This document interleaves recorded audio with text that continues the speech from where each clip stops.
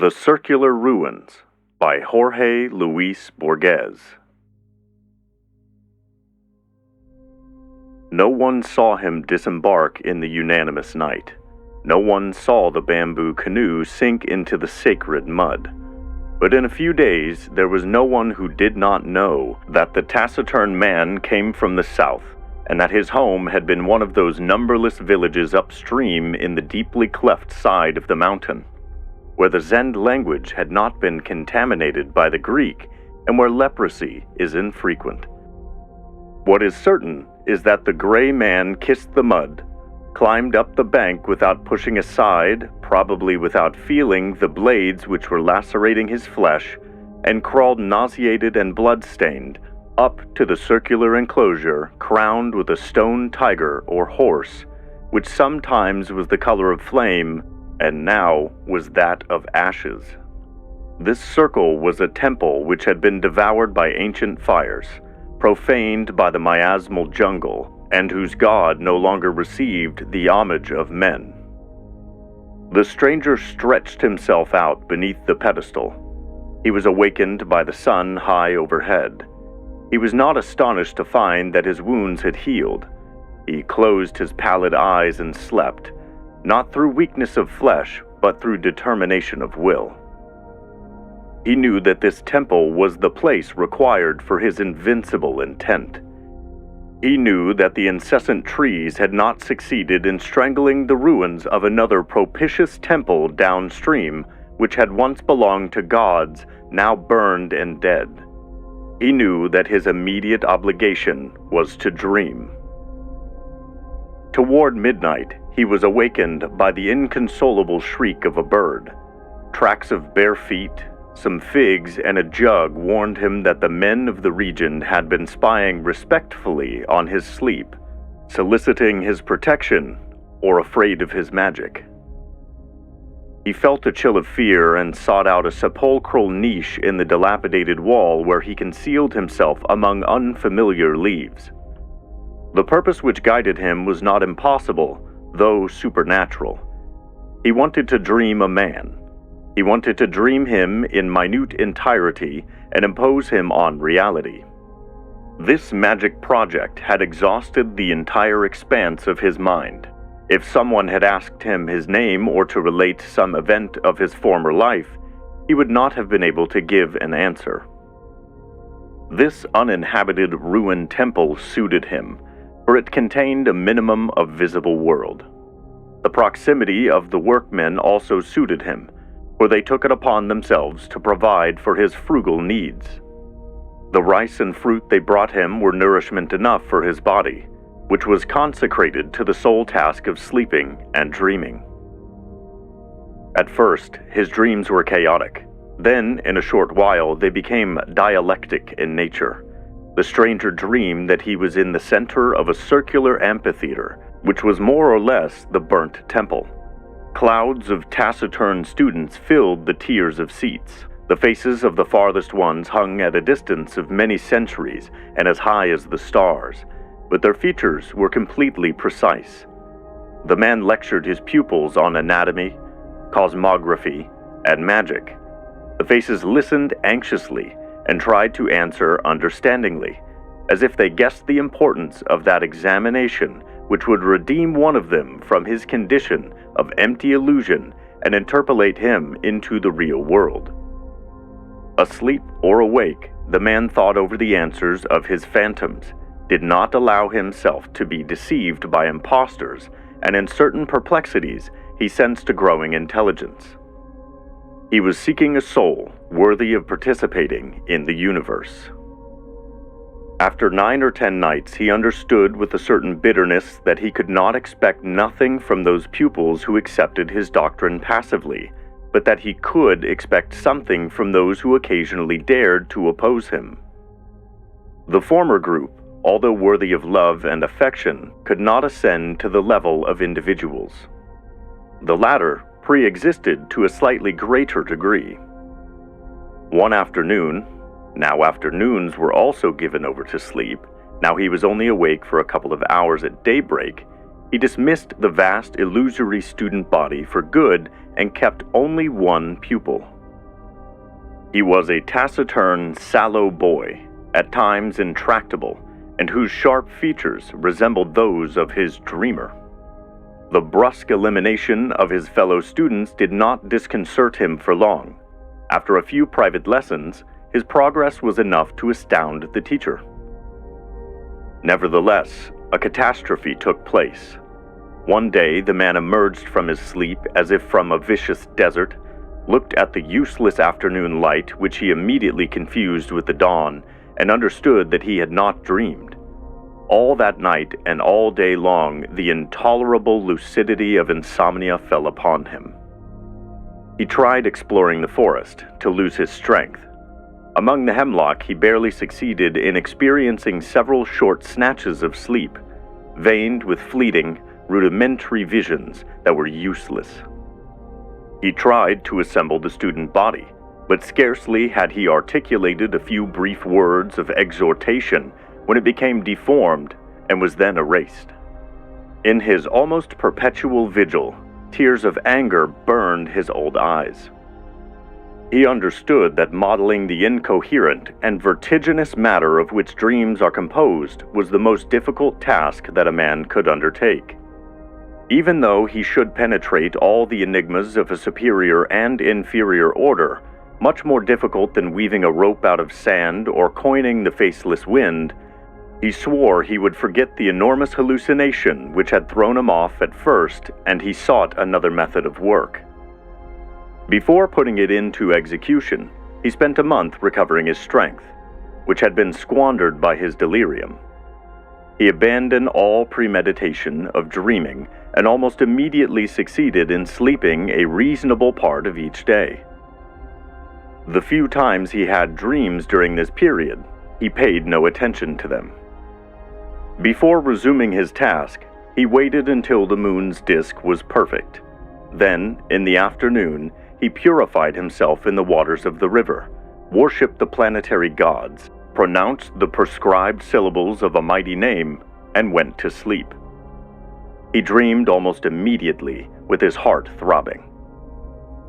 He dreamed that it was warm, secret, about the size of a clenched fist, and of a garnet color within the penumbra of a human body, as yet without a face or sex.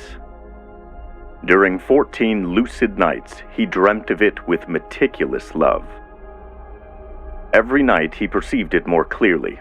He did not touch it, he only permitted himself to witness it, to observe it, and occasionally to rectify it with a glance. He perceived it and lived it from all angles and distances. On the 14th night, he lightly touched the pulmonary artery with his index finger, then the whole heart, outside and inside. He was satisfied with the examination. He deliberately did not dream for a night. He then took up the heart again, invoked the name of a planet, and undertook the vision of another of the principal organs. Within a year, he had come to the skeleton and the eyelids. The innumerable hair was perhaps the most difficult task. He dreamed an entire man, a young man, but who did not sit up or talk, who was unable to open his eyes. Night after night, the man dreamt him asleep. In the Gnostic cosmogonies, Demiurges fashion a red atom who cannot stand. As clumsy, crude, and elemental as this atom of dust was, the atom of dreams forged by the wizard's knights. One afternoon, the man almost destroyed his entire work, but then changed his mind. It would have been better had he destroyed it. When he had exhausted all supplications to the deities of the earth, he threw himself at the feet of the effigy, which was perhaps a tiger, or perhaps a colt, and implored its unknown help. That evening, at twilight, he dreamt of the statue. He dreamt it was alive, tremulous. It was not an atrocious bastard of a tiger and a colt, but at the same time these two fiery creatures, and also a bull, a rose, and a storm. This multiple god revealed to him that his earthly name was Fire, and that in this circular temple, and in others like it, people had once made sacrifices to him and worshipped him, and that he would magically animate the dreamed phantom in such a way that all creatures, except fire itself and the dreamer, would believe it to be a man of flesh and blood. He commanded that once this man had been instructed in all the rites, he should be sent to the other ruined temple whose pyramids were still standing downstream, so that some voice would glorify him in that deserted edifice. In the dream of the man that dreamed, the dreamed one awoke. The wizard carried out the orders he had been given. He devoted a certain length of time, which finally proved to be 2 years, to instructing him in the mysteries of the universe and the cult of fire. Secretly, he was pained at the idea of being separated from him. On the pretext of the pedagogical necessity, each day he increased the number of hours dedicated to dreaming. He also remade the right shoulder, which was somewhat defective. At times, he was disturbed by the impression that all this had already happened. In general, his days were happy. When he closed his eyes, he thought, "Now I will be with my son." Or more rarely, "The son I have engendered is waiting for me and will not exist if I do not go to him." Gradually, he began accustoming him to reality. Once he ordered him to place a flag on a faraway peak. The next day, the flag was fluttering on the peak. He tried other analogous experiments, each time more audacious. With a certain bitterness, he understood that his son was ready to be born, and perhaps impatient. That night, he kissed him for the first time and sent him off to the other temple whose remains were turning white downstream, across many miles of inextricable jungle and marshes. Before doing this, and so that his son should never know that he was a phantom, so that he should think himself a man like any other, he destroyed in him all memory of his years of apprenticeship. His victory and peace became blurred with boredom. In the twilight times of dusk and dawn, he would prostrate himself before the stone figure, perhaps imagining his unreal son carrying out identical rites in other circular ruins downstream. At night, he no longer dreamed, or dreamed as any man does. His perceptions of the sounds and forms of the universe became somewhat pallid. His absent son was being nourished by these diminutions of the soul. The purpose of his life had been fulfilled. The man remained in a kind of ecstasy. After a certain time, which some chroniclers prefer to compute in years and others in decades, 2 oarsmen awoke him at midnight.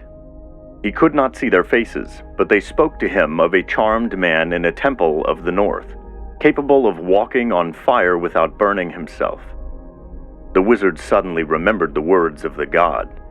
He remembered that all of the creatures that people the earth, fire was the only one who knew his son to be a phantom. This memory, which at first calmed him, ended by tormenting him. He feared lest his son should meditate on this abnormal privilege and by some means find out he was a mere simulacrum. Not to be a man, to be a projection of another man's dreams. What an incomparable humiliation! What madness! Any father is interested in the sons he has procreated or permitted out of the mere confusion of happiness. It was natural that the wizard should fear the future of the son whom he had thought out entrail by entrail, feature by feature, in 1,001 secret nights. His misgivings ended abruptly, but not without certain forewarnings. First, after a long drought, a remote cloud, as light as a bird, appeared on a hill. Then, towards the south, the sky took on the rose color of leopard's gums. Then came clouds of smoke, which rusted the metal of the nights. Afterwards came the panic-stricken flight of wild animals. For what had happened many centuries before was repeating itself. The ruins of the sanctuary of the god of fire was destroyed by fire. In a dawn without birds, the wizard saw the concentric fire licking the walls. For a moment, he thought of taking refuge in the water. But then he understood that death was coming to crown his old age and absolve him from his labors. He walked toward the sheets of flame. They did not bite his flesh. They caressed him and flooded him without heat or combustion. With relief, with humiliation, with terror, he understood that he also was an illusion, that someone else was dreaming him.